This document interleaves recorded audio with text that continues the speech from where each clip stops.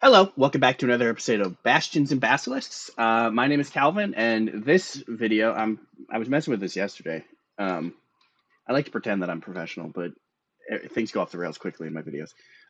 It's just, I don't know, I haven't found a perfect place for this to be yet, and it's not permanent. Anyway, we're going to be talking about RuneQuest. This is my friend James. I've known him for like 2 decades now, which makes both of us old. Anyway, go ahead, James. Well, thanks, Calvin. And no, knowing you for 2 decades doesn't make me old. It just makes me decrepit. There's a difference. Time has made me old. Not quite ancient. Yes. So RuneQuest, the other fantasy RPG that no one knows about. It's interesting because RuneQuest is almost as old as D&D is itself. Came out in 78, I believe it was. So we're looking at only 4 years younger than D&D. It was put out by Chaosium before they started doing Call of Cthulhu, and uses a lot of the same rules as Call of Cthulhu. I don't know if you've ever played any Call of Cthulhu at all. No, I've only heard horror stories. Really? Horror stories about Call of Cthulhu? What are the odds? So that said, for anybody that's not familiar with it, it's a base of percentile. So rolling to hit is always going to be a percentile. Rolling skills is always a percentile base, and as opposed to the standard D20, which pretty much everybody expects nowadays because of D&D on this. It's set in its own world called Galarian, and one of the biggest differences is D&D, even though it encompasses a lot of different cultures and from the real world and pulls them in, is really baseline medieval fantasy, Arthurian knights, that time period, the full plate armor. RuneQuest is more Bronze Age, so it's set almost like an ancient Greek during the Iliad and the Odyssey time period. So it's a much older viewpoint than what D&D is on that. Right. Okay. So D&D would be during, the Black Ages or the Dark Ages. Dark Ages, not Black Ages. Black Plague, Dark Ages. That's where. Yep. Versus BC is where RuneQuest takes place. Absolutely. Okay. Yep. RuneQuest is also a little bit different in that everybody has a little bit of magic. So the way that they have it set up is there are 3 different types of magic. There is spirit magic, rune magic, which I wonder where they got the name of the game from, and then sorcery. Now, sorcery, I'm going to kind of work this backwards. Sorcery is kind of what everybody that is used to fantasy role-playing games thinks of when they're thinking of magic. This is the big one, requires a lot of study, and it does much bigger things. But what most people have is the spirit magic. And the spirit magic is something that maybe it's a spell that will make your sword sharper, or maybe it's a spell that will absorb damage. Maybe it's a spell that will help you with getting a good harvest or something similar for that. So is that more like innate magic, sort it's of? Not. No, because it's still taught to you, but it's taught to you by your family growing up. Okay. And it's we'll use D&D as a comparison. It's more like cantrips themselves. So they're not innate, but they're still ones that are just kind of baseline spells for that. Okay. The rune magic is more along the lines of ritual magic, and that one's a little bit more powerful. That one requires you to spend rune points to learn them, and they generally do a lot more than just the spirit magic does. You'll get better protection from the spells. Anything that enhances a weapon will enhance it more than a spirit one will. But you can cast more spirit spells than you can rune spells. Okay, and casting those is not guaranteed because you have to make a skill check based upon how good you are at that type of casting. So using it as an example, if you have the air rune skill at 75% and you go to cast an air spell, it's a 75% chance to successfully cast that. Okay. Sorry, I'm just trying to see because we've discussed it before, and it's because it's very similar to Warhammer Fantasy, In a lot of ways, yes. and I'm just curious as to which came first. If this is as old as it is, then it I probably predates Warhammer. Based its system, in theory, would have based its system off of. I believe that Warhammer borrowed some of the rules from early RuneQuest. 86. Yep. First edition came out in 86. You said this came out in 84? 78. 78. Right. Yep. Yeah. Oh, yeah. So, if for sure, Warhammer for sure borrowed heavily from RuneQuest. Yep. RuneQuest. Okay, cool. Yeah. Now, and also, Chaosium used RuneQuest for their basic role playing system, which is kind of like their universal system where all their other games are based off of that, with some small tweakings depending on the type of game. Because obviously, running around with a Tommy gun in Call of Cthulhu is going to be different than running around with a sword and bronze shield in RuneQuest. Yeah, but also running around with a Tommy gun in RuneQuest would be different than running around with a Tommy gun in Call of Cthulhu. Yes, it So, would be. Yes, it would fundamentally be. and mechanically. Yes, it would be. And also interesting with RuneQuest is character creation is very in depth, which you saw with us working through that, Yeah. because it starts off with your characters like grandparents and then parents, and you have to work up a history for them, and based upon the history of your family will base upon what skills you start with. Hmm. Yeah, and one of the kind of honor thing is it it's actually really good to be a farmer in RuneQuest because of the skills you get, because farmers are actually so needed because of the time period. They have a lot of general skills. So you don't your adventurers are more normal people that adventure on the side, as opposed to superhumans that don't really need to do the normal people stuff. Except for my Minotaur. He's obviously Yeah, superhuman. absolutely. And you know what you need to do? You need to get a picture of that Minotaur and use that as a thumbnail for this video. Then I'd have to get a picture of a Minotaur that I commissioned from somebody. That's true. Which I. Unless you get one from like Creative Commons or something like that. That's true. Yeah, there are ways. It just reminds me, like discussing that, because like we'll get to having the body rating that my Minotaur has, and Yeah, reminds we're me in a like 10 feet tall.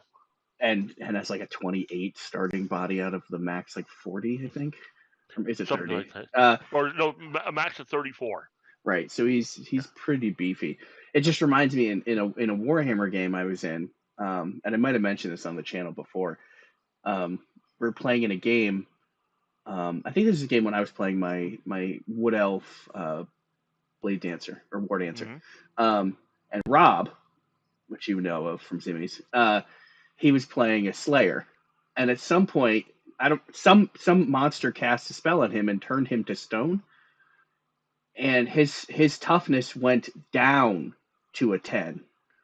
His stone has a toughness of 10. Right. So while he was stone, he was less tough as a statue than he was as a living just Slayer, which is just hilarious. That's hilarious. Yeah. He was sandstone. Yeah. Lols. Yeah. Now, for the viewers to kind of understand what's going on with that as well. So, in RuneQuest, along with all the other basic role playing systems, is you have to roll your height is a stat that you roll, and it's just standard human is 3d6, and the higher you roll, the taller you are and the beefier you are. Now, one of the interesting things with RuneQuest is you get, like we said, the runes. Everybody gets rune, what they refer to as rune affinities, which is how good you are with the various runes for casting the spells, either spirit magic or rune magic, or if you go that route, sorcery. The runes that you have affinity with will actually change your physical stats and mental stats. So if you start off with a high affinity to the darkness rune, you're actually taller than normal, because that increases your height for some weird reason. Right. Yeah. So it's very much playing into the. I mean, now we're more socially aware of the weird racial bonuses and stuff that, but it kind of, I don't know. It's fundamentally like I think it makes less sense to have like getting traits from your race, like like orcs get, or half orcs get orc endurance, or something like that. Like that makes sense, but like why why is a, like, I mean, logistically, why would the magic give you traits? no, that makes some sense. Yeah, I mean, that's what I'm referring to, is right. So I'm just like, it's the, and I guess like I can't argue too much about, like, you said like humans get 3d6 or something, and like, and I think like for minotaurs, like their body is like 3d6 plus, for their body is like 3d6 plus 6 or something like that, plus 12, or like it is a, your stats are based on your race, right, which kind of sucks, because it is one of those, like, I want to be a wizard minotaur, or you can still be a wizard minotaur, or a halfling barbarian. You can still, the better barbarian is going with the duck, because they actually have a playable duck race, Right. and they make amazing barbarians. Well, because they have an innate rage ability. Well, that makes more. It makes more sense if it was a goose, really. I know. Maybe they're like, we don't want, because a goose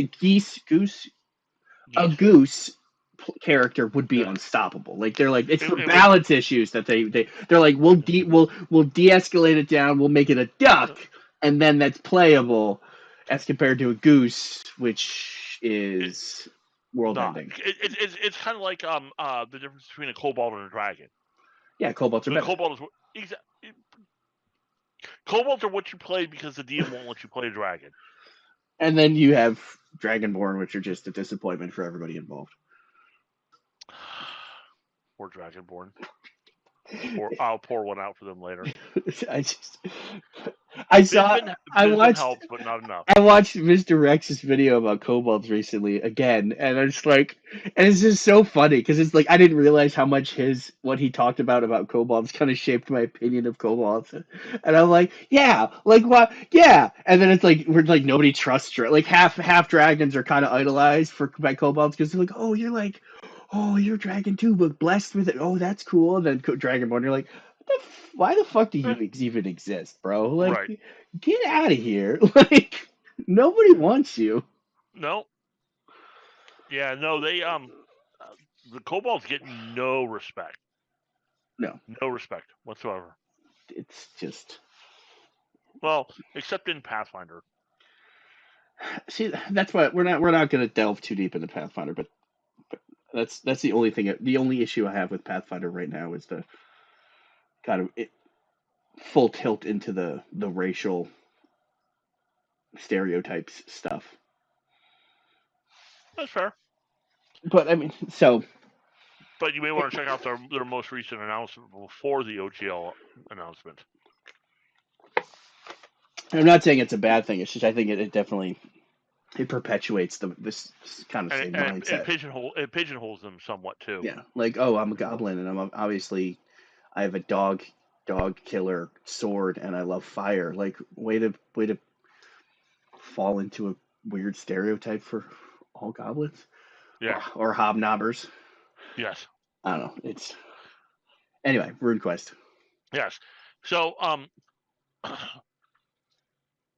so we're talking about how, like, the tributes will be affected with the right, because like the darkness rune, I think my character chose darkness because it's either +1 to body or +1 to something else. Yeah, it's +1 to body or charisma. And I chose body because I wanted my minotaur to be the biggest, beefiest, beefy boy. Yeah. Who could also turn invisible at will, because he's got because somehow that's less terrifying. Right. Yeah. The giant invisible minotaur is less terrifying than just a regular giant minotaur. No, it's Yeah. right because well, it's the Minotaur you don't know about is less scary. It's more terrifying if there was a Minotaur there and then suddenly there fucking isn't. Right. Or if there's nothing there and then all of a sudden a minotaur It's a appears. Minotaur, exactly. Yeah. Yeah. So a suddenly there slash not there Minotaur is scarier than a normal Minotaur Yeah. or than a invisible. So we now have this scale, the Yep. tier system of how scary Minotaurs are. Got it. And no one ever expects the minotaur in Inquisition. Right, exactly. So yeah. So now also kind of another departure in regards to RuneQuest is um, combat is significantly different than D&D. Significantly different. First of all, initiative is going to be based on, it's kind of similar to older editions of Dungeons and Dragons, which I know you're too young to remember, where your choice of weapon and your agility will affect how quickly you attack. Right. But it's kind of backwards. So in like first edition D&D, if you had a dagger and were super agile, you would be attacking quicker than pretty much everybody else. In RuneScape, the longer the reach of the weapon, RuneQuest, thank you, not RuneScape. RuneScape is a video game which I hear is fun, but I'm not touting it right now. In RuneQuest, if you have a weapon that has a longer reach, you're gonna be able to attack quicker than a weapon with a smaller reach, because that's how they simulate you moving into the reach of or the opponent moving into your reach and you being able to attack as they do so. Okay. Yeah, yeah, and it's also a active combat. So unlike other role playing games, it's not the okay, I rolled a hit. Okay, I hit. He takes X damage. In RuneScape, it's okay. I rolled a hit. My opponent rolls to either dodge, block, or parry, depending on what skill they want to use for that. If you hit and they hit theirs, then you determine which one has the better roll. If you hit but they miss, then you do damage to them. If you miss but they hit, they do damage to your weapon. Right. Yep.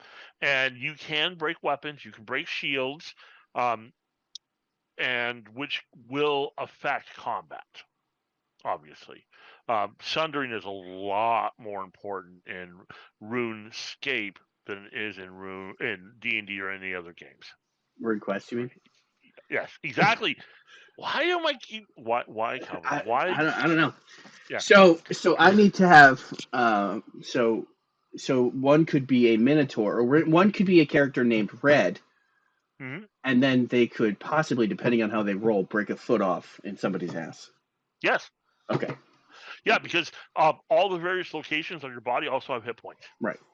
So you know exactly. Once again, I'm more familiar because of Warhammer Fantasy. Yep. And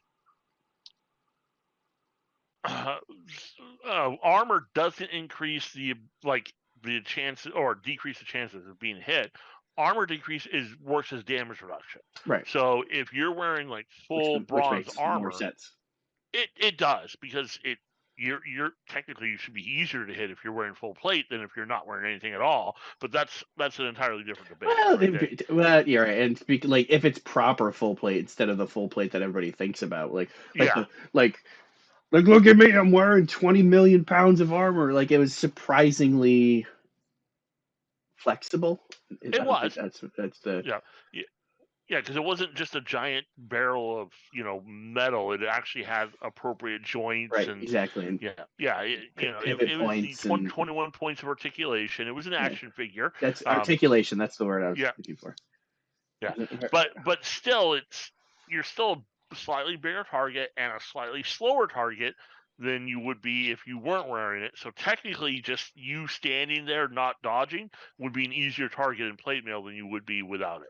It reminds me of a video I saw where they did a competition between, I think it was somebody in accurate armor, like full plate armor, a firefighter in full gear, and then like a soldier in full gear or something. I don't remember what it is. And And like the guy in full plate was the most agile, right, and wasn't they he? had to, like it was an obstacle course, and like Yep. the guy in full plate just wrecked the other two, Yep. which is just, I mean, and I get, like, I understand that you need, firefighting gear is way different because it needs to, prevent fire. Right, but it just shows that Like how, whole like, it definitely dispels the belief that, like, you're just a walking fridge. right, and you can just be someone could run up to you and push you over. Um, Yeah, I'm more of a walking washing machine because I vibrate, but that's besides the point. Yeah. And also interesting is the magic in RuneQuest stacks with armor. So if you cast a shield spell, which in RuneQuest gives you um, armor protection on your body, that will stack if you're wearing the full armor. and you mean body as in full body, not body Yeah, that location. body size. Yes. So your entire actual physical body. So each location, your armor would increase for that specific location. Right. Yeah, I was pretty sure that's how it worked, but for the viewers, I want to 100%. clarify. Absolutely. Yeah. Now, the interesting thing with RuneQuest, and um, so we're going to go back to race a little bit. RuneQuest is very human centric, and I don't think it was written that way out of any malice. It just how it happened to be. They do have non-human races that you can play that are listed in the bestiary, but they're not really fleshed out very well either. No, they're really not. No, It's really so just really like, here's some stats and some abilities, kind of, yep, and maybe you yeah, get a little introduction. yep, Like in Fate Forge, there's like a one-page thing on kobolds, and yeah. that was it. I'm like, oh, okay. So, but like, this, yeah, like I'm trying to read about minotaurs, and I'm like, there's nothing here. Like, Yeah, there really isn't, and it took me a while to find out because I have the bestiary in PDF format, okay, and it's not really laid out very well. So the Minotaurs are under Beastmen, beastmen, right? which I didn't realize at first, and I'm trying to find it, and the older stuff it is kind of poorly laid out, but honestly, I find that's the way with a lot of role playing games. The strength of role playing game manufacturers is not on their indexing skills. Right. Yeah. I think like this is a perfect example. Either if you're going to have, like, it's based on humans, Hmm. either only have humans or embrace having a ton of other races. Right. Yeah. Because, And like, if yeah. you're playing, like, if you were just going straight, Hmm. just humans, and then you roll for what area you're from, like, I remember that part, and then that Yep. depends on what skills you get, because different regions have different, you know a person from Maine is going to have a different skill set than a person from Texas. Right. Notably, we're better. um Obviously. Yeah. Obviously. um Being from Maine, I mean, obviously. Having lived in Texas, I can confirm that Mainers are better than Texans. Right, exactly.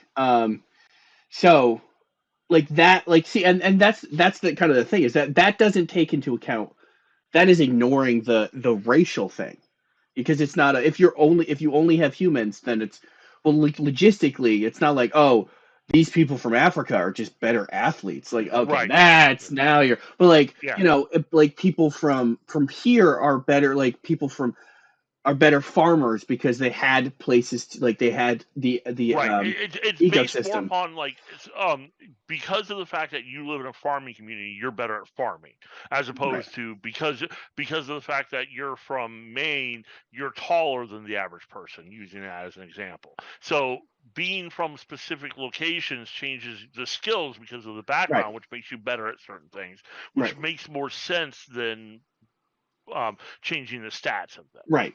Yep. And also, for clarification, RuneQuest is by default human only. They do give the option of allowing the non-humans in, but that's up to the individual narrators. See, that's where I get the thing, but then, like, that people are going to be like, but let us play fucking Minotaur. I want to play the Duck, or I want to play a Centaur. I want to play, like, if Yeah, you leave the door open, then you end up with a child, as established by, like, by you. You don't. No, it's the like if you leave the door open, you because you can let in the cold, you can let in a child. Um. Which is true. So, like I commit to one or the other. It feels like would be best because if you give people the option of being able to play, because you said there's Minotaurs. Like I didn't even like you sent me. James sent me an Excel spreadsheet, which he's great at this Excel spreadsheets. Um, and I was like, oh okay. And I'm looking, and I was like, oh Minotaur. Click. Like I didn't even go. Oh, I'll be a human. Like my brain saw that Minotaur was an option, and I immediately was like, fuck yeah. Like. Yeah. Like And either don't or do. Just like but if you're gonna give the option of non-human or if non-humans, because technically most of them are still humanoid, um, then just always have that option. So that said, and I see where you're coming from, and I do agree with your point. And like for example, our friend Goat, he will almost never play a human because according to him, he always plays a human in real life, so he doesn't need to play a human in a game. calling himself a human is a stretch. It is a stretch. I agree with you that. Agree with you there, but poetic license because we all know how poetic he is. That said,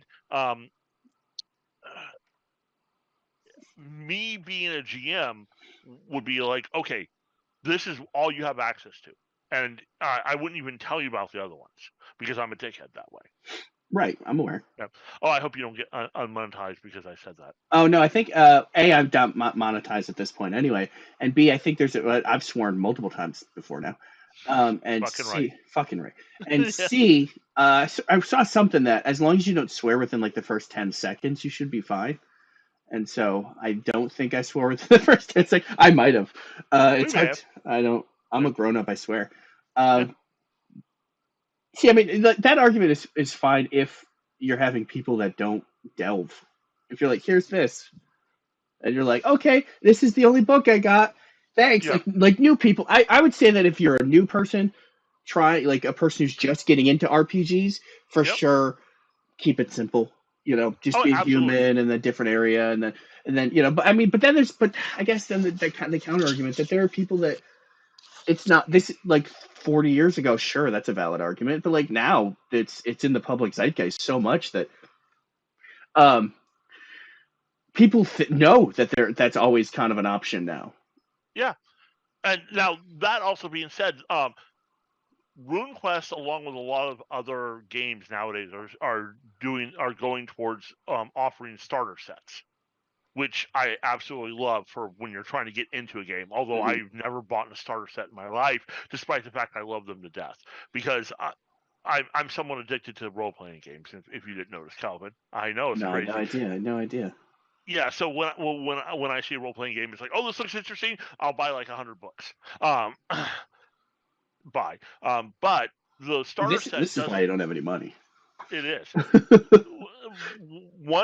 This is one of the top 5 reasons I don't have any money. Yeah. But that said, so they offer a starter set, which doesn't offer in like any of the other races or anything else like that. So you play the starter set, and all you know is the baseline humans. They do a really good job of actually saying this is how the game runs. This is what you have available within this, and you can run multiple adventures off the starter set because they give instructions on how to run other adventures, and they actually give a couple different ones as part of it. So you can go out and buy the starter set, and that would hold you over well enough until you get your feet under you, and then could go, okay, what else can I do with this system? Which is kind of the whole point of beginner boxes or starter sets or whatever you want to call them. Like that's big red box or like the entire point is a demo exactly. So to get people familiar and because people are way likely. I mean it plays against almost the sunk cost fallacy. I'm sure there's a specific term for that, but if you spend $20 on a starter set and you like it, then you'll buy more books. But people are real skeptical about getting into something if it's $50 for the core rule book and then another $40 for the monster manual and then another whatever for a module. It's not a cheap no, it's not a cheap hobby. But at least you're like, all right, you're like, hey, like guys, let's, because it's like a board game. Like you want it to be like a board game Right. in its simplicity, and at least to begin with. Like obviously everything can be more complicated, and I mean people don't even know the actual rules to Monopoly because nobody plays it right. No, yeah, Um, no one ever plays it right. um, or Uno. Apparently, I read something. I think with a couple years ago about like there's a whole specific thing with like one of the cards in Uno that like nobody's ever played right. Yeah, I know what you're talking about, but I can't remember what it is. But I think it's like the um, draw two or something like that. But yeah, I think it's always a great idea to have a starter box because mhm. you're like cool, like you're like if if for our group you're like guys, I bought this, I spent $20 on this thing, let's try this game. We'll be like, yeah, all right, let's try this game, Yeah, and then we're like, do we like it? No. You're like, all right, cool, then yeah, well, it's only $20, 20-30 whatever. yeah. um or then that's always the good thing about getting to go to conventions, but once again that has its own That has an entirely different set of costs associated with it. right, exactly, Yeah. like that's so being able to do yeah, that's another thing that's kind of a only the privileged people get to go to conventions I've type of been to a thing. convention. Yeah, because you had the money at the time. Yes, because I lost my job. Right, and you had the time off. Yeah. But yeah, that's what I'm saying is it's like Yeah. it's a lot easier to that, which is why things like like Twitter or Discord or any kind of forums having be like, hey, yeah, so I saw this game, or I mean, I guess I'm beating the Hmm. horse is the YouTube is that's the entire point of this video is kind of putting it out there to see to introduce people to different games. Right. Which I only learned about this game like 2 months ago, 3 months ago when you told me about it. And you're like, okay. Yeah. But I was like, okay, but like, funnily enough, in my head, I'm like, isn't that video game has been around for like 20 years? I've had that conversation like in person with people. It's like, oh yeah, I played that on back uh online. I'm like, no, this is not an online game.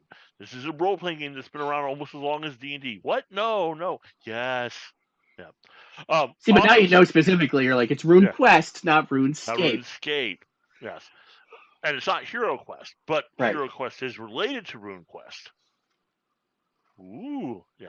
Um, Also, in regards to the star set, can I bash Wizards of the Coast on your channel? Are you fine with that? Since I literally the video I just uploaded with my stream was my recording of our game from yesterday, and I bitched about Wizards of the Coast.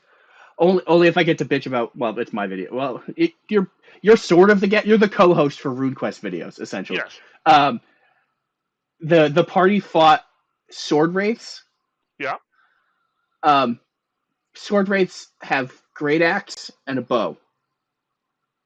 I'm like, who the fuck named these? Look at my sword wraith over there, swinging an axe around. Hey guys, I'm a sword. Like no, so I actually in Roll20 changed the Change. name to Yeah. axe wraith. Axe race. Ass wraith. That's entirely Axe, different. yeah. Yeah. That's Taco Bell night. Yeah. So That's Taco Bell the next morning. yes, that too. Why did you just give them great swords instead of axes? I didn't give them anything. I just took them as they were. But you could have changed them to a sword. I could You're the have. DM. Yeah, but You they were you already. had Yeah, but they're already whatever their CR is. They're swinging twice around at like at level 4. That's a lot. They already and they have resistance to non magical bludgeoning, piercing, and slashing. Like mm, I realized. Thankfully, the party won, but I also didn't realize that they could do that for like the first 2 rounds for the yeah. resistance. So that fight could have gone way different than Way. it did. That's fair. So Anyway, yes, Bash Wizard yeah. of the Coast. I'm fine with that. So after Wizards of the Coast decided to basically bend themselves over with their update for the OGL and turn 99% of the gaming community against them, a lot of gaming creators have started going, hey, if you're looking for something different, here's our stuff, and have been offering discounts on books. Mhm. Chaosium has done it with all their starter sets. Whether it's Call of Cthulhu, RuneQuest, any of those, are 99 cents right now until January 19th on Drive Through RPG. Yeah, and like I said, and you mentioned earlier, I'm going to put that up there. Also, Yep. No. I'm gonna. Oh, okay. Wait, All right. fuck you. Yeah. I'll mute you, motherfucker. I have the power here. Yes, you do. I also, you could when you send me that link, you can also send me the link to the choose your own adventure thing that you sent me Oh yes, yes, because that was yes. really Because cool. yep, and for the listeners, they have a solo quest for RuneQuest where you can go through online. You have a character, you can go through and it gives you a well, if you're gonna do this, go to this page. If you're gonna do Mhm. that, go to this page. And it was really super fun. Right, and it greatly explains kind of how everything works. Yep. So, and you're not like most of the time you're not having to like go look stuff up. It kind of like when you're in the two fights that you get into, I think like two real fights in the adventure or that I got into. Yep. Um, it tells you like what happened, like oh, if they're attacking faster, then they roll this and you roll this, and if this and that, like it explains. So it kind of over explains everything what you need in the fight while you're in the fight. It doesn't like, oh, go back 2 pages and then or Right. pull up this other thing on a different screen that you need to look at to know No. about the Yeah. fight Not like the core rulebook for Pathfinder Second Edition. Paizo, I'm looking at you. with their green wormling. Well, besides that, no. Yesterday, I worked with Scott on a summoner, and they're like, so it's like, oh, what does this do? It's like, so I find a page, it discusses it, but doesn't have all the information. It's like, oh, for this information, go to this page. So I go to that page, and it's like, has a little bit more of what I need. It's like, oh, for this, go to this page. So I ended up having to go to like 5 different chapters for the information on what should have been an easy thing. Right. There's a undead eidolon in here, by the way. I know. Yeah. Yeah. Just throwing that out there. Not that it matters. I'm going Soul Warden, but Yeah. anyway, yeah. So Yeah. those two. You briefly went over sorcery. What Yep. like used like so soul magic or spirit magic is kind of like a basic kind of what you learned Cantrips. growing up Yep. type of thing, and rune magic is specific, like almost elemental, right? It Yes, and ish yeah. is Yeah. ish, Yeah. And or at least that's it what it's also, focused from. Like it's because you it's know, rune. It's specifically off of rune, so you're casting right. runes from the air rune Either or whatever. elementals or other parts of the natural world, like animal, man, life, death, stuff like that. Right. The rune magic tends to be more based around the gods, and in RuneQuest, everybody has to worship a god. There is no atheism in RuneQuest. Also, they decided to name the religions cults, so you have to join a cult, Which is a and that's how you get your magic. weird choice, but okay. Uh, it is, but it's also like, well, back during that time period, they didn't really have organized religion, so actually that kind of makes sense. I mean, technically, organized religion is a cult, so I'm not Yeah, I'm not arguing that it is not inaccurate.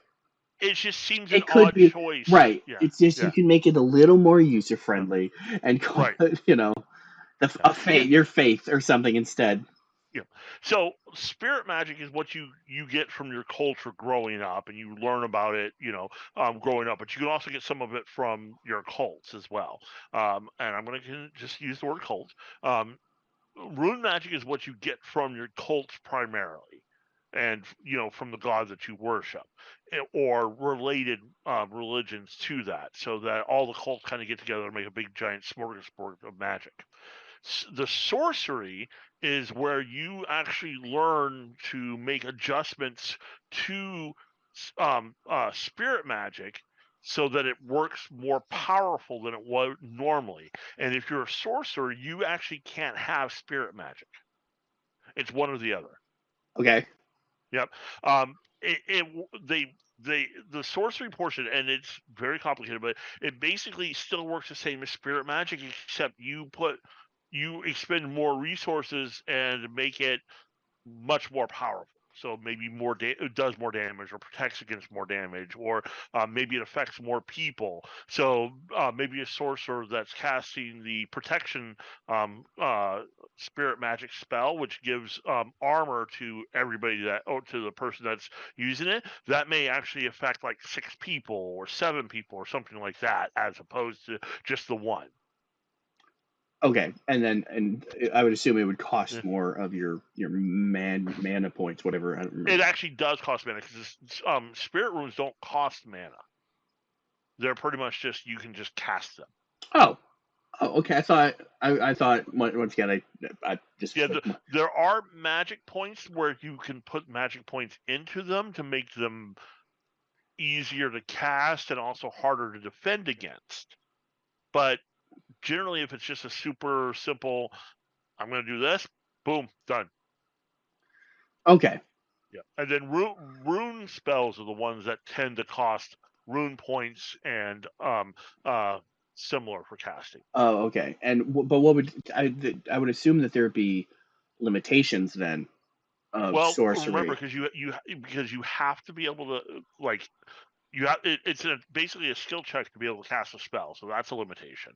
And a lot of times is so for the spirit magic, you can only cast a certain amount per day, but it's going to depend upon your stats. So, and that works in, so everybody has a stat called power, which is the god stat for RuneQuest. And it's interesting because we're going to kind of segue back to skills for a moment. RuneQuest, when they build up skills, each skill is under a category. So, for example, languages are all under communication. So is so is orate and anything else like that. Weapons and shields are under manipulation. Thievery, moving silently, is under thievery skills, or stealth skills, one of the two. And how good your stats are will increase how good you are in the skills based upon what type it is. So your communication skills are generally based upon your charisma and intelligence, whereas manipulation is based upon like your strength, dexterity, and your size, your body. Power, which is again is the magic, and it's kind of like how blessed you are by the gods, affects everything positively, with the exception of the stealth skills. Yeah. I'm too powerful. I can't be seen. Can't be sneaky. Exactly. I mean, that's bullshit. Because Conan could sneak. Yeah, but and it's canonical that the Incredible Hulk can sneak. But that's not their power. Is strength or other things, not the power stat, which is how blessed they are by the gods. I'm going to argue that on Conan's behalf. Conan hated the gods. He never. That doesn't mean that he's not blessed by. Was it Crom? Crom. Yep. That doesn't mean that he's not blessed by Crom. Crom doesn't bless anybody. he just because like it would be, I don't know, as a god I would bless somebody specifically because they hate me. It's like they already hate me, so why not? It's funnier. Yeah. And gods are historical for being petty catty bitches. So especially with certain pantheons. The Norse. And the Greece. Yeah, 100%. Yeah. Especially Zeus. Oh, for sure, 100% Zeus. Yeah. Really, most male gods. Yeah. Yep. That's like 90% of them. So how much power like your character has, or how well you roll in power, is going to determine how many spells you can cast in a day. Okay. And it there's kind of different stats on each different variations of them, but you'll be able to do more of the spirit magic than you can do with the rune magic. You'll be able to do more of the rune magic than you can do with sorcery if you have that. So let's say you have a power of 10. You suck. And shut up. Shut up. He's really beefy. He's a beefy boy. Okay, he was blessed in other ways. Yeah, exactly. He's Conan. Yeah. Right. No, he's the other guy that was in the movie. That's like 9 feet tall. Oh God, yeah. Yes. Or just Andre. There's more Andre the Giant. No, Andre the Giant was blessed. You take that back right now. That's true. That's true. I just meant in size. That's fair. Andre the Giant was 100% blessed in size and power. 100% power Oh yeah. Oh and yeah. charisma. Yeah. I Oh don't know. yeah. I don't know if it was a thing from before he was a wrestler or because he was a wrestler. I think it's a mixture. Right. It could have been he became a wrestler because he was charismatic, type of thing. Anyway, we love Andre the Giant. We do. Anyway, so is it per spirit spell that you know, or is it period? Like if you have a fine, well, you have a spirit, you have a power of 15. All right. That allows you to cast 3. So Whatever. I'm just guessing. that gives you 15 magic points. So you get 1 magic point per power, which is why having a power of 10 is worse for a caster than having a power of 15. I just mean in general. I don't mean like specifically for a caster. But you're asking for... and you're saying that your spirit things don't cost magic points. If you're not upcasting them. Yeah, if you're not upcasting them, they really don't. So if I have something where I can just do a little gust of wind, maybe it's marginally beneficial or negative depending. Then you can keep doing that for pretty much ever. Okay, so if I'm trying to to make it more, then you have to pump the magic points into it, but magic points regenerate by the hour, not by the day. So you could pump some magic points into your spirit casting, and that will into, say, a gust of wind, which will allow you to blow up my skirt when I'm walking by, and then we go on a trip, and by the time we get to the destination, those magic points are back because you haven't used any, and they've regenerated along the way.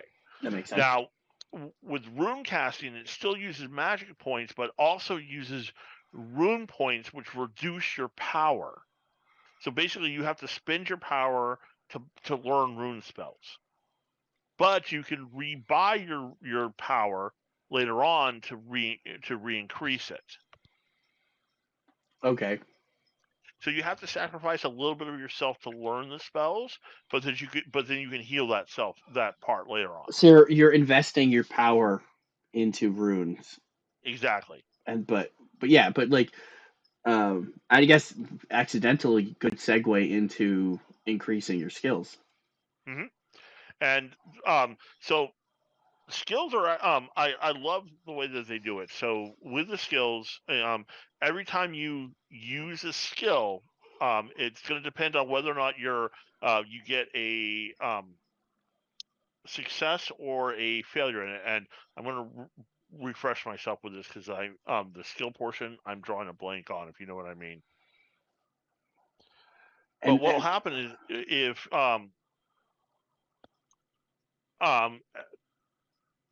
if you get the ability to increase the skills, at the end of the adventure, every skill that you get that ability to increase, you roll the skill for it. If you roll higher than what you currently have, so if Calvin has smooth talk of 35%, and he goes to increase it, all he needs to roll is a 36 or better on a 100-sided dice to increase it. Mm. And he does also get to add his nope, sorry, I am thinking of 2 different gaming systems there. Yeah, so the better you are at your skill, the harder it is to actually increase it, right. Which makes a lot of sense to me. Yeah. Which is kind of that's exactly how Powered by the Apocalypse does it too. Is that every time you fail a check, you gain an experience point, and then when you get 5, you level up and you can do whatever. Which just sucks when you build a character that's really good at a thing, and then they never get to increase anything because, like I think I was mentioning, you were mentioning 7th Sea, and I brought up the Rapscallion game I played in earlier, or last round. I don't remember, at some point last year, and I I was a Cyclops, like a 4-armed Cyclops named Rufus, and like I built him to just beat the ever loving crap out of things, and that's what he did. And so I like never got to increase any. I think I only got to increase like once, as compared to like some other people, because they rolled things more often that they Right. weren't good at, that they failed, and then but anytime I hit something, it hurt. So, but yeah, Now, I like the getting better at things you suck at because you like it, obviously when you get to statistically when you get to 50%, at something, then yep. it's like the better you are, the less likely you are to improve. I mean, which kind of sucks when you get real good at something and you're like, I just want to get it to 100 so that but then you're increasing the likeliness that you're going to succeed normally, and so it's very much the double-edged. I just want to have the chance that I never fail type of thing. Yep. Um, Right. Now, that said, so also for clarification on that, it's you get to roll whenever you successfully use it, not when you fail at it. Also, the percentile dice is modified. So remember how I was saying all the skills are in categories like communication and what's not, and you'll have a modifier adjustment for that category. So maybe Calvin, being the charismatic, intelligent person you are, has a +10 to your communication skills. So when you roll to increase your fast talk, which is normally 35, you roll a percentile, and then you add 10 to whatever you roll to see if you get above that 35. So by being really good at those types of skills, you actually have a better chance of increasing in those types of skills too. oh, okay, right. Yep. But and that automatically if you have a communication of 10%, then Yep. that is already attributed to That's in the skill as well. already. Yes. Yeah, so like if you're, say I start with the right, because you start with, let's say, because that means you would start when you built the character, you start with let's say a 10%, because your communication is 10%, Yep. you start with the 10%, and then because I went to school for business, I get another 25%. So Right. that's why I have a 35% in smooth talking. Yep. Okay, that makes sense. Yep. Yep. And all of the skills are like that. So if you cast a spell using the air rune and you successfully cast it, you get to check that, and you can do attempt to increase your air rune status at the end of the adventure. Okay. Yep. So definitely, it rewards you for doing Participating. yeah, regardless of what it is, it rewards you for Yep. doing what you're good at, because you're likely to at least get a chance to increase your sword skill. Yep. But also, might as well try sneaking or smooth talking. And I love how I'm an Right. engineer, but my smooth talking is what we're using as an example. But because why not? Like, maybe because you learn by doing. Exactly. So yeah. And they also do have a mechanic called passions within the game. Yeah, exactly. That helps you with that. So, and again, I hate the layout of how these are set up. Is there while you're finding that, is there any Yeah. way for somebody to, after you've already built the character, like if somebody wants to help you get better at a thing? Yeah, yeah. There's also training. You can pay for training, like if you're in a town during downtime after an adventure, you can pay for training, or you can have someone else train you as well for that. And is that dependent on this? Like, if we're playing in, I'm going to use Marty, Yeah. because he's a big old beefcake. I don't know what his actual weapon skills are, but Let's say he had axe at 95%, because right. that's actually reasonable to have. And all right, because we never actually got to the skill portion, because it's really Right. just the stats. But let's say 75, because that seems more reasonable. Like, do I have to have I assume my skill has to be better than their skill for me to be able to teach them it. Yes.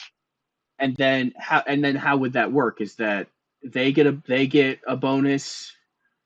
So let's say Marty is teaching Scott's character how to use an axe. I have a 75. He has a 25. Let's say because he just he's a caster. Or no, it was Eric that was playing some kind of wizard. So like he just wants to be better with an axe because we just kind of have axes lying around all the time and people keep running up to him to hit him with their weapons. So he wants to get better with an axe.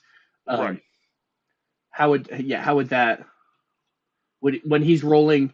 I guess it's a bad example because he's going to automatically pretty much succeed. But what does he use? He uses maybe he has a 0% because he's terrible. So he just has a 25 because he has a 25 from something else. Does he use part of my bonus? Nope. So what happens is if the adventurer goes to someone to teach him, whether it's a ally or a temple or whatever, as long as where they're going to has a higher percentage than what they have, then at the end of that training, the player rolls a 1d6 minus 1, okay, and adds whatever they get to their stats. So let's say you're teaching Eric how to use the axe, and he started off with a 50%. He rolls a d6. If he rolls a 1, he doesn't get actually any advancement on it because but he could get up to a 5% increase depending on how well he rolls. Okay, that I like that a lot better because that's because you're still leaving it to chance. Yep. But it's so I guess but you're kind of also you're making it easier instead of rolling like and what is the time limits for that? Like, do you have to? Is it like once a week you can do the training? No, it's so this is considered part of downtime, which is just a one thing. So there's so it's like in between adventures this happens and you get this. Now so of indeterminate amount of time. So if that seems kind of weird. Yeah, well, they refer to it as the season. So the season could be summer, winter, fall. It's that season is how long it takes. Okay, but it's not an exact time frame itself. Okay, so say we're doing an adventure, and it's a spring adventure, and we plow through it in like a month, and then we're taking downtime before our next adventure. That's the summer. Yep. That's effectively 2 months of downtime. Which you could do it twice then. Oh. Yeah, because in that case, or not 2 months. Sorry. So to re-clarify, it's per season, but you could have multiple seasons of downtime in a row. Usually it's one season. So like maybe it's the summer season while you're handling bringing in the crops or something like that. Well, no, that's what I'm saying is that we have to go attack some bandits or something. Bandits. Fucking bandits. As long as they're not the bling bling bandits, those guys are fine. So we go take out the nefarious bandits, and it only takes us a month, but we still have the rest of the spring season. Mm-hmm. And we do that's one downtime for the rest of the season. Yep. Okay, and then you could do another downtime through the winter season or the summer season afterwards. Okay, which will be a separate one. But let me get to my point. We do something else where maybe these nefarious bandits had big brothers that are some nefarious militia or something, and so then we have to go take out this nefarious militia, and that takes us 2.5 months. Yep. And then, but we still have the rest of the season as downtime. That's still one downtime. Yes. Okay. Yep. So it's at least consistent. It feels like it's bullshit if we plow through and I got 2 months to learn something versus I learned the same amount in a week and a half that I learned in 2 months. But at least it's a consistent rule. It's not variable.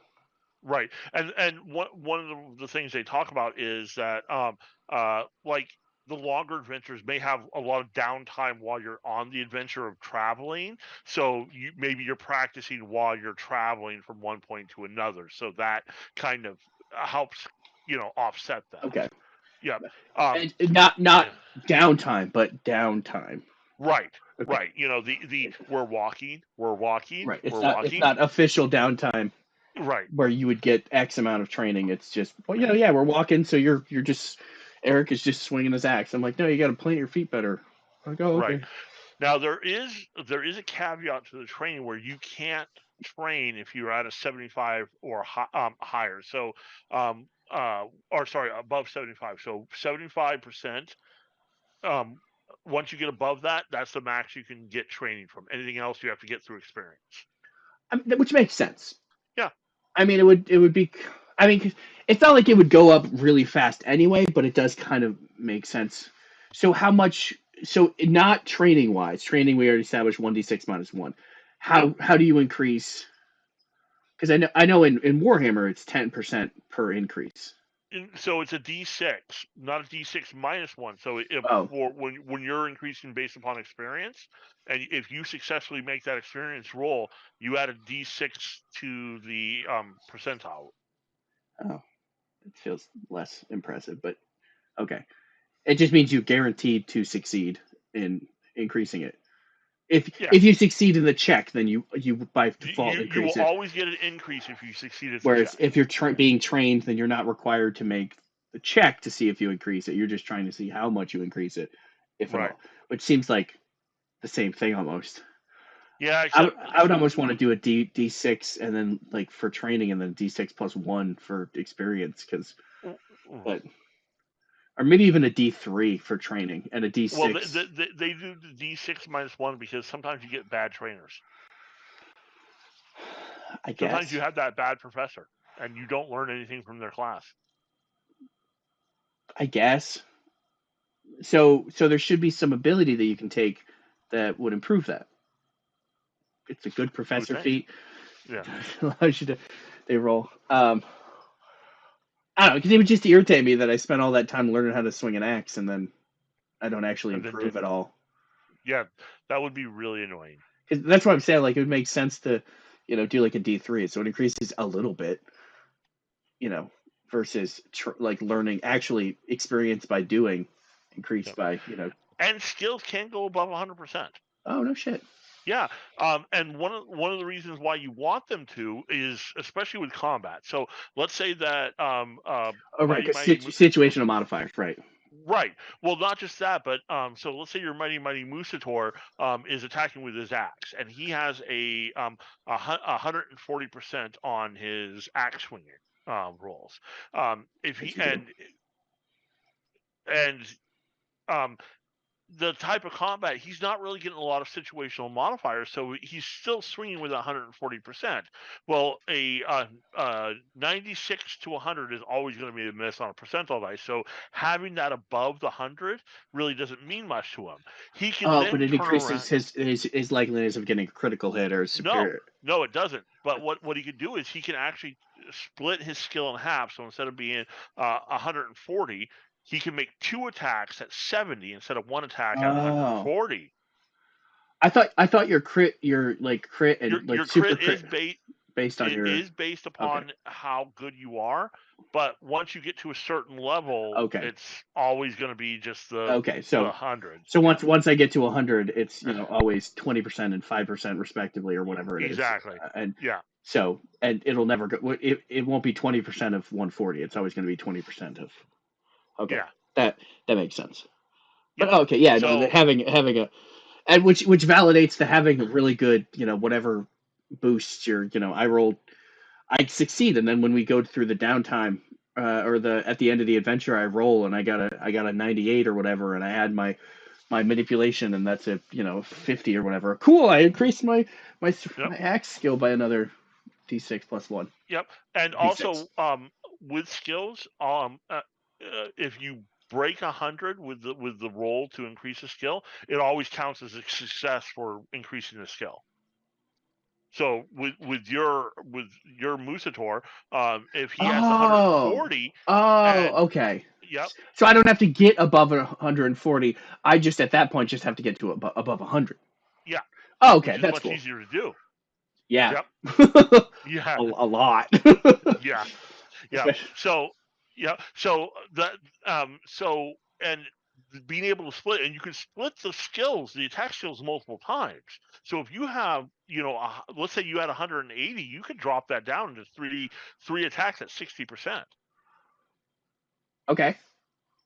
Is it limited to I have to have it above 100 before I can split it? Yep. Okay. And when you split it, it has to be able to split evenly. Evenly. Okay. Right. Yep, That makes sense. I just it meant does. it's Yeah. if I have an 80, I can't do 2 swings at 40. No, you I can't. have to have at Yeah, least 100, right. which then But would drop to 250s. Okay, that makes. and you were saying, well, we'll go with 75 because that sounds more reasonable. No, that actually doesn't, because I made up like some characters to test, a few An indeterminate ish. amount. Yeah. Yeah, and of them, 80% of them started off with at least a 90% in their base attack roll, Damn. Okay. because of the fact that I almost all the cultures give a bonus to a weapon. I never got that far, so that's why Right. I don't know. Yeah. Okay. That's all cool. And I like. it gets crazier if you start gaming the system. Like you pick the god of swords, and you go with a nationality that gives you a Bonus bonus to in swords. swords. Right. Yep, and then you start off with a profession that gives you a bonus to swords, and then you're looking at a 98 to hit as a first level out of the start character, as long as you're only using swords and nothing else. Right. Yeah, See, that's kind of one of the things I like the training, because that's one of the issues I have with. Well, I haven't played enough Pathfinder 2 yet, so I right. can't say whether or not I have any issues with it. But like that's the issue I had with fifth edition, is that like once you have it, like you have to spend a feat generally to get a new skill. Like it's like Yep. or expertise. Like I'm a fucking wizard. I literally spent 15 years in a library learning how to do wizard things. Why is the bard somehow better at arcana than I am? Like he Right. just heard stories about it. Like I literally spent decades doing research. Or I know there's like the whole thing, and it's, which I don't know. I like that. I like that system actually better, that training or improving system better, Hmm. because I don't like that in D&D it penalizes non-intelligent characters. Right. My wizard is going to be able to learn whatever the hell he wants in 50 days versus our sorcerer, who's going to take 80 days because he has a 14 intelligence. Like, Right. or theoretically it could go, my intelligence could go up depending on what random BS I get. But like it definitely it penalizes non-intelligent characters, whereas this doesn't punish anybody. No, and It's equal. yeah, It's equal regardless. And it really is just if you're trying to. And I like it too that if, like, we use the sword example, that my character, or like, well, we'll use my character. Like I'm really good at axes or whatever. That's fine. I have a 90 axe. At some point, I pick up a sword for some reason. Something happens. My yeah, axe breaks. I have to pick up a sword. Maybe my sword is only 50, but I'm still using that like plus 20 for manipulation when I'm rolling yeah, to increase my sword skill. So it's yeah. still having proficiency in that specific area increases the likeliness of you improving in anything in that area. It does. Yep. And I honestly like the skill system in the basic role playing system, which is what RuneQuest and Call of Cthulhu use, better than I like the skill systems in D&D and Pathfinder, because the skill systems in D&D and Pathfinder are static. They are just here you have Arcana, boom. This is what you get. This is how good you are. That's it. Hmm. There's no Pathfinder's a little bit more because you get the skill increases, but it's still a very static skills. Right. That's D, fifth edition is like tier 1. Pathfinder's like tier 2 because it's kind of the Yeah, same thing, but there's trained versus master versus or expert, then master, then yeah, legendary, and then this is kind of the more in depth kind of third tier, where it's yeah. I also like the 1 to 100, because then it feels more like, oh, I get a +8, woo. But like Yeah. versus something like 1 out of 100 just feels, I want to say it feels like the perfect system for, like, mentally for me, the 1 out of 100, you know because you're like, it feels like it gives Bonuses you that. feel more. Yeah, bonuses feel more meaningful on a percentile roll. It's more granular, so it's like, even though technically it's still, you can still say, well, it's still the same as D20. It really isn't.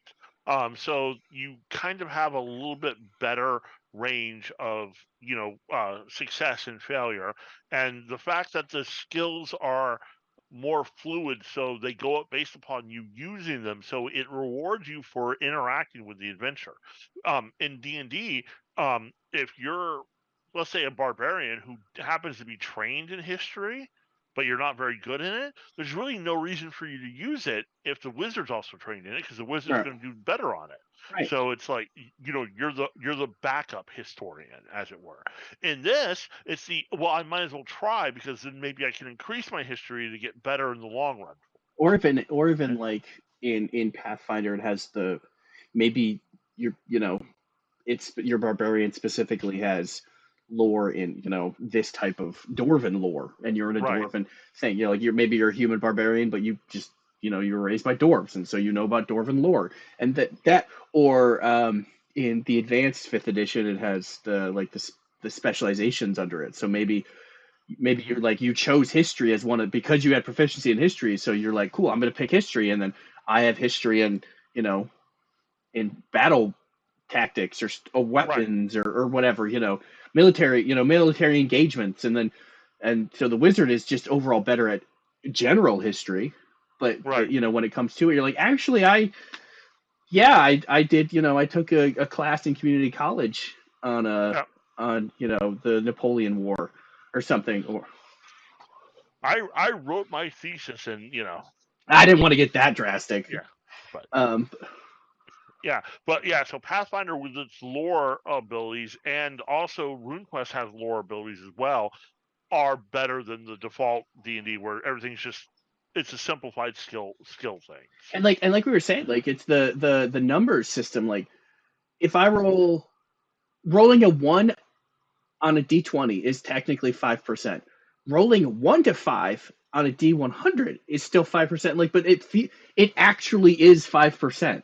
Like, right. I know, like, even as an engineer, like, I know logistically, but they are equal, but intellectually they aren't. Well, mathematically they're both equal, and they're not, because when you're looking at a D20, okay, your chance of rolling a 20 is 1 in 20, so it is 5%, correct? Correct. Yep. So that is one chance of getting that nat 20 to get the critical. Right. But on a D100, it's a 5. Like, there's a 5. There's 5 actual separate chances. And then we're ignoring the actual balance of the dice. Exactly. It's some people's dice. And luck, I don't know if I've said it officially, but luck exists. It does. I've seen things.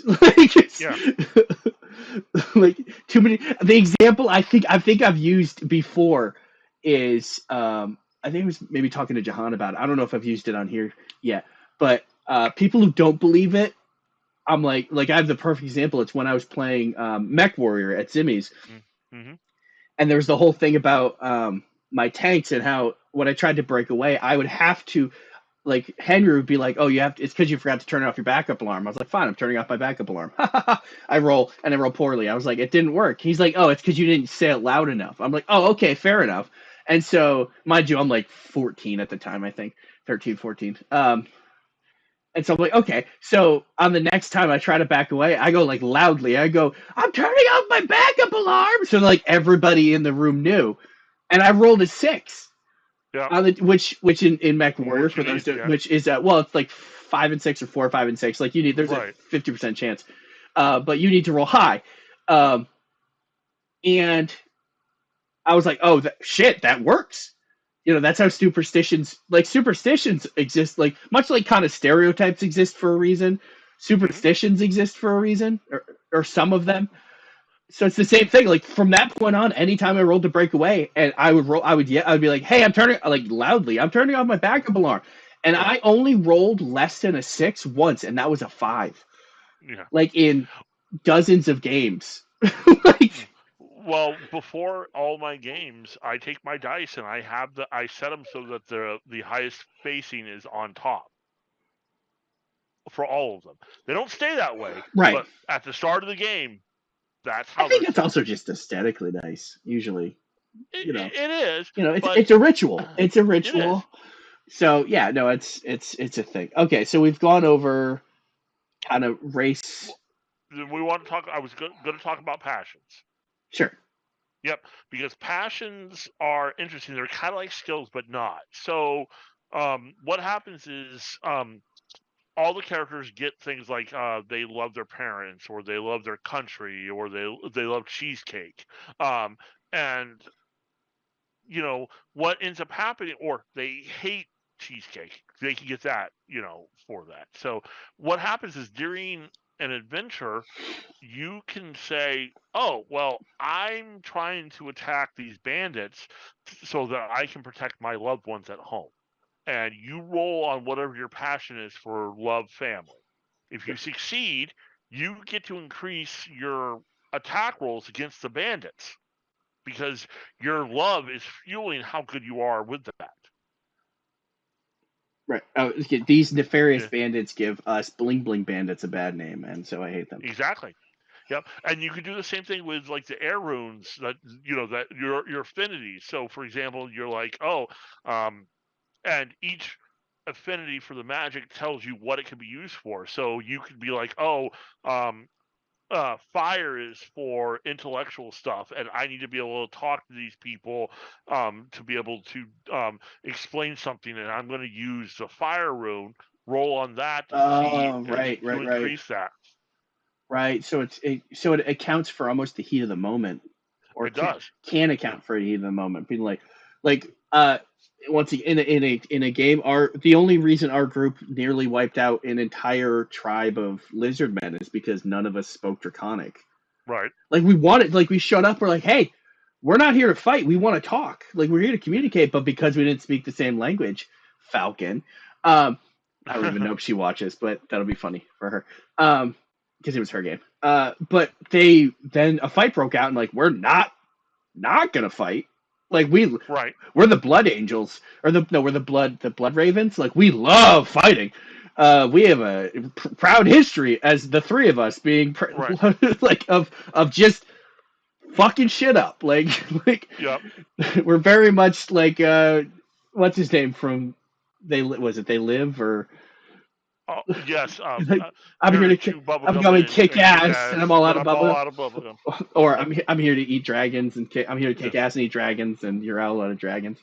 But yeah, it is a heat of the moment, and it's you believe in something, or you are just like either hate or love or devoted to something so much that you can use that to make yourself better at skills or combat or even spells if you which feels like a nice cinematic thing. Like it is. Heat of the moment, like it's coming down to it, and maybe it's you versus the bandit captain of the nefarious bandits, and it's like if like everybody else is down or nobody else is here, and he's about to set off the bomb, the dynamite that blows off the bridge of the orphan train that's about type of being super dramatic, but especially Bronze Age with trains, how it is, and dynamite.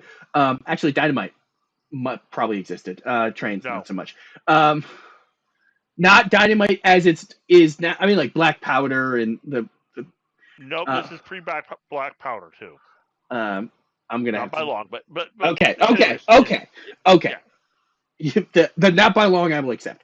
But it's definitely like if I lose this, it's not just I die and it's not just my character. It's not just me as a player being like, oh well, fuck, Marty's dead. Well, that sucks. Right. I guess I'll make a new character. But it's the characters this is it. Yeah, I will. Right. I have to strike this or like Luke versus Vader. Like I have to strike him down to save everyone.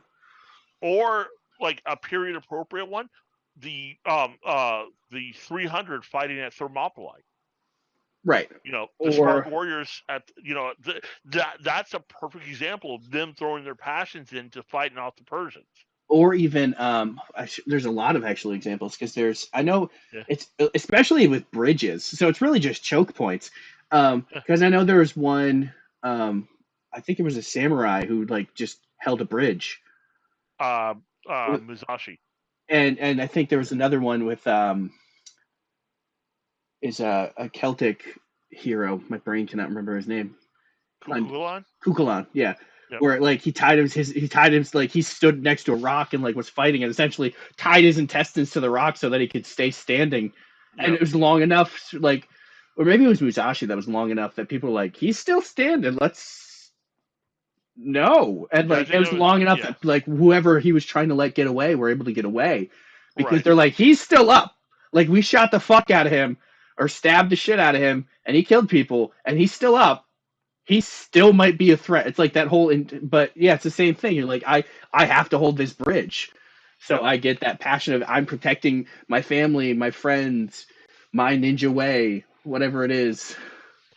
And RuneQuest uses the passions, in place of alignments. So there's no alignments. It's not really like a set, but if you do something, so let's say your character ends up going with loyalty Italian bakery, okay, and It is pretty close. it is, and so during the adventure, you find a brand new Italian bakery that you don't have loyalty to, and you want to start going there. I can say, well, roll on your loyalty to the Italian bakery, and if you fail that check, I'm like, you can't go there because you're so loyal to that bakery. It's weird. Like like I understand logistically it makes sense, but me as a Yeah, person, like I don't. I mean, I guess I don't go to Wendy's anymore for kind of, right. but like if Now, somebody if somebody buys Wendy's, I won't say no to it. But like, right. and I'm like, I'm not buying the turf video game, so I Right. guess it's kind of valid. But Well, it's but this is also more along the lines of like you're loyal to maybe your it's also the high priest it's or something it's like also that. like Yeah, my whole people actually there are some people who actually give a shit about their parents and their family. there are. And I'm like, that's weird. What's that like? So it's And during this time period, you probably would have been more inclined to care about your parents. right. Um, yeah, because see the thing about at that time, your parents actually paid attention to you. Yes. So anyway, we're not getting into this. Is not getting This is not that discussion because that right, will be a much longer video. right. Yeah. But yeah, no, I like that. Or like some of it made sense. I think because it's like some of it is tribal, which I Yep. can kind of understand. Is there are different clans in in Ireland or different tribes in. Although I don't think they're actually called tribes in the United States. I think that's just what we call them, and it's actually a shitty thing. They were called nations, actually. Nations. Okay. Yep. Thank you. Different You're welcome. nations, but they still like the different nations like they still had beef with other nations. Like Oh it's yeah. not it's not that all native or indigenous people were all friends. Like Nope. different nations had beef with other nations, and so it's at least there's actually some historical significance for my Musator or my not a moose, he's a minotaur, but He is actually a mentor, but I will still call him Musator well because it's funny. it's true because the Musator is the best. But like he has an affiliation to the Bling Big Bandit tribe. Yep. That's what we're going with. And these nefarious bandits are a rival bandit camp. Like so, it makes Yep. sense that he would be like, "Hey, fuckers, you're rivals," type of thing, and Yep. not in the friendly way like Lewiston, Auburn, Blue Devil, Red Eddie. Red Eddie. Yeah. No Um, comment there. but I was more, something as fine, something as serious as, but it is as serious as like Yankees versus Sox or as serious as me against Sanford. and his sons. No, the town of Sanford. I mean that's valid, but I was also more curious about. Did I ever tell you the story about that? I also just wanted to make a Yeah, Sanford and Sons reference. fair You enough. can tell me after. Yeah, I'll tell you after because it is kind of private. So Okay, so that makes sense. So yeah, like I said, we've race or yep. where you grew We up, talk, what race, where you grew up, bit yep. about magic, delved pretty deep into the skills, which I feel like Yep. is a big part of the game anyway. So it The makes skills sense. is a huge part of the game because of the way everything's set up. Um, we talked about a bit about the combat. Um, overall, so like kind of an overall impression is it's crunchier than most of the other fantasy role playing games that are out now. There's more to it. There's more moving parts. It's not a casual game, but it's not as in depth as some other games could be. It's definitely one where there's a learning curve associated with learning it. That's going to be a bit steeper than most games. But I think also with the how prevalent now gaming online is, Hmm. it's actually a lot easier. I mean, on the front end, on the back end, it's going to be a fucking nightmare, I'm sure, to program everything in. But I but think it's it's actually already programmed into Roll20. I mean in general. I mean Yeah. it's a as me as a player, in the system, like cool. I make my character like all right, like it's kind of for me. I understand that I am one of those weird exceptions that all games just Hmm. come naturally, but it can be like all right, you do this, you get these from this, you do Hmm. this, you get these from this, and you just put things in as you go, and then when it gets to doing stuff, you're like all right, roll this, and kind of the it's for me it has to follow like a logical path. It's always the games that are like, oh, because of this, like I like fifth edition for some of that, like, oh well, I decided, circumstantial, like, well, yeah, you're doing something creative, so I'll give you advantage, or you're doing something stupid, I'll give you disadvantage, or whatever. Yeah. But being like, oh well, this, so you get a circumstantial +10 because you're very passionate about it, Right. or you got a hernia, and so you get a -10. But like that's stuff that you can kind of on the front end, like on the back end, you could pre finagle, and then on the front end, you're just like, okay, well, I'm taking this, which is already under here, so I'm rolling this. It's like, do you get any bonuses? Like, yeah, I get a +10% because Yep. um whatever, and like cool, and then it rolls for you. Like, so it's not something that it does all the math for you, which is nice, because I think that's a lot would be a lot for some people. It'd be like, all right, well, okay, so I have this, and then I add Yep. this, and then I add this, and then like it's multiple things, and having to get above a certain amount and or below a certain amount, and Right. And on the storyteller side, there is also the added complexity because sometimes skill, you'll have to tell a character, oh well, you're rolling the skill at 50%, so whatever the skill is, it's at half or at 1/4 for that. So there is that extra complexity, but you should be able to program that in so that if the storyteller says it, then the character sheet on the virtual tabletop should already do that calculations for you. right. Yeah. So it's just a click, Yep. tip, which would be good. Um, yeah, I think it. I mean, yeah, it's not going to be as simple as fifth edition, but that's they kind of designed 5e to be simple. Yeah. Yeah, and that's fine. 5e has its warts, but for the most part, it is a very streamlined system. Right. Some people don't want a streamline, and that's a personal choice. But for what 5e is supposed to do, it does it well.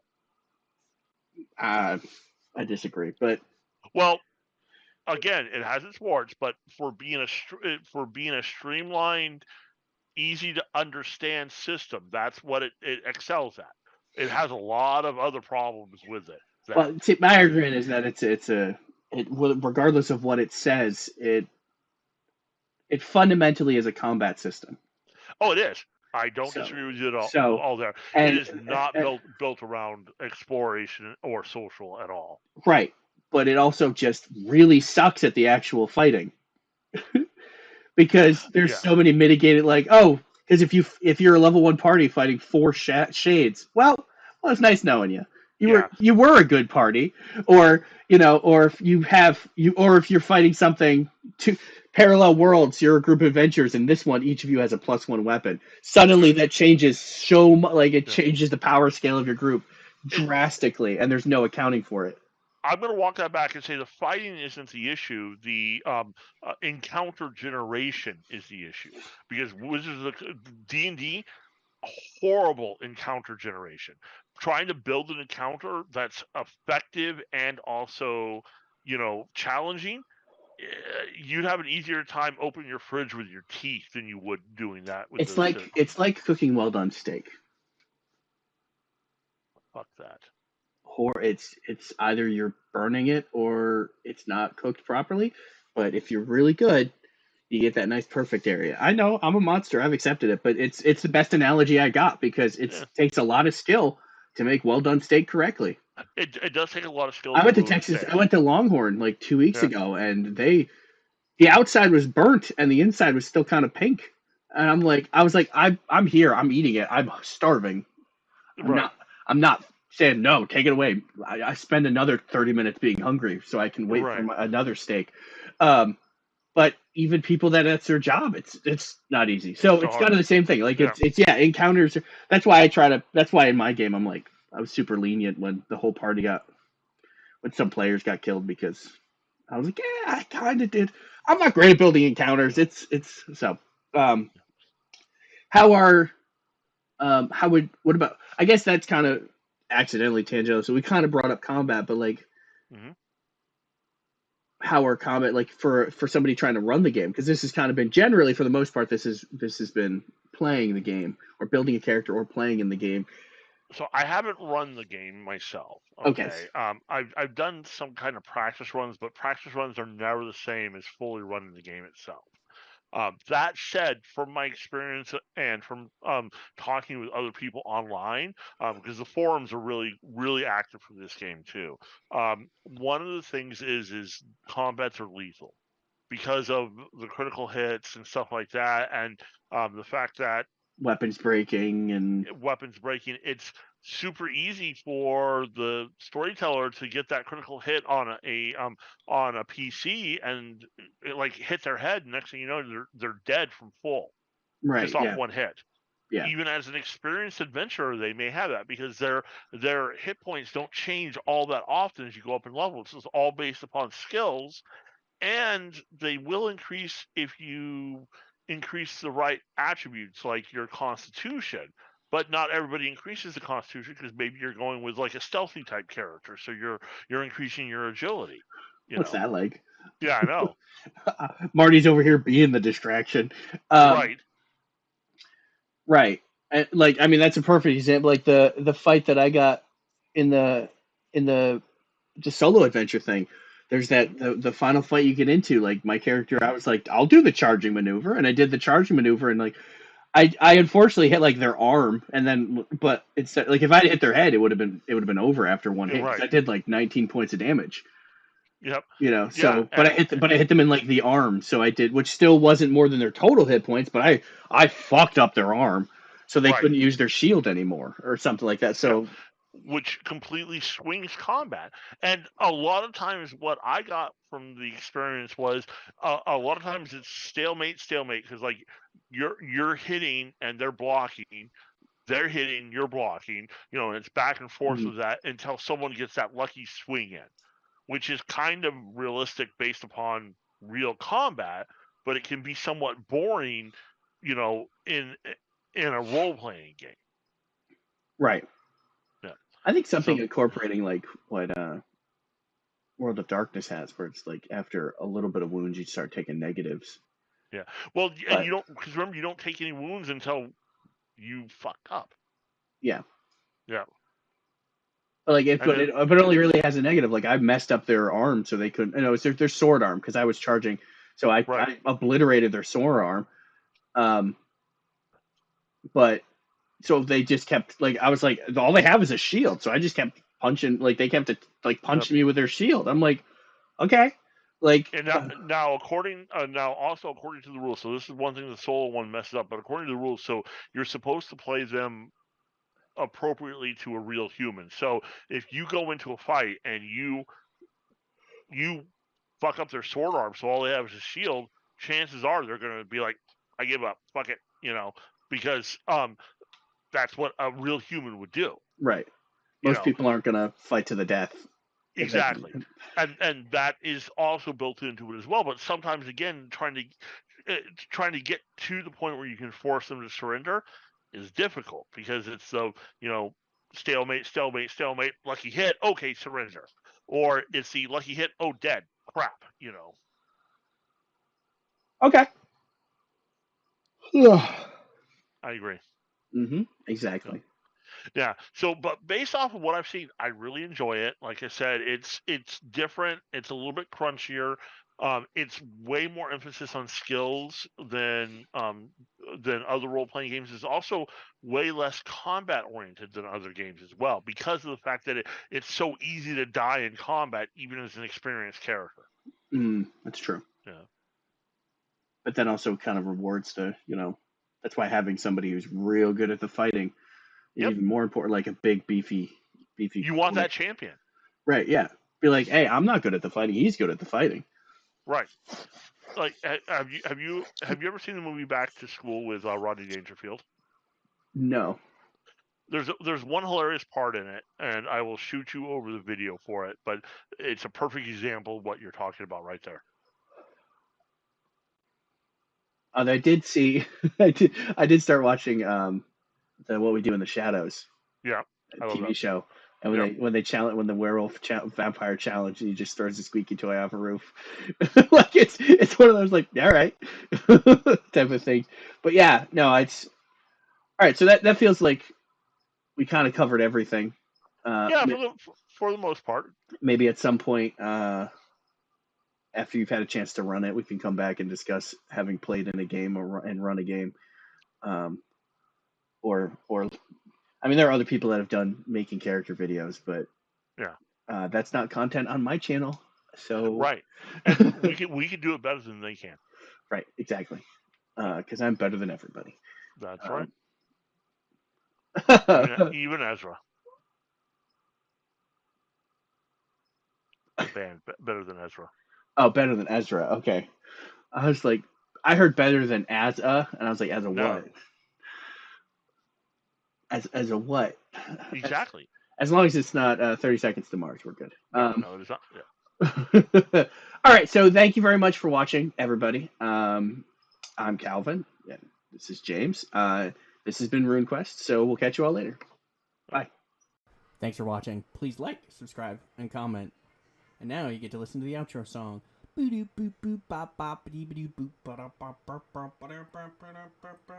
that's the outro song. Yeah.